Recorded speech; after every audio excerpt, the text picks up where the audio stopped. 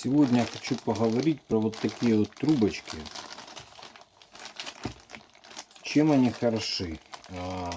Они хороши тем, что намного дольше служат, чем резиновые трубочки. Вот эти вот. Но у них есть одна проблема. Если это очень большая длина у нее,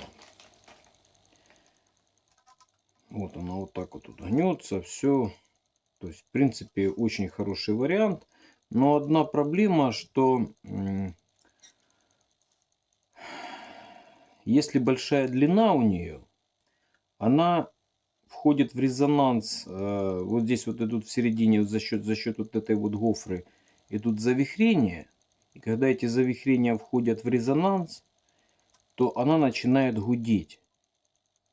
И очень, когда большая длина, то есть если они коротенькие, то вообще это идеально.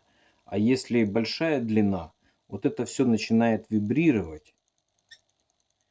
И создается писк, вой. И все с этим связано, все вот эти вот неудобства.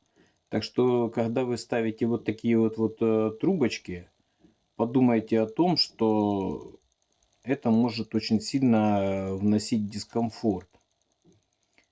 И вот эта вся вибрация, которая создается на этой трубке, еще очень плохо влияет на всю арматуру. Она расшатывает краны, гранбуксы и прокладки, которые есть резиновые, вот эти вот, которые вставляются, они тоже расшатываются, все это развибрируется и возможно течь после этого.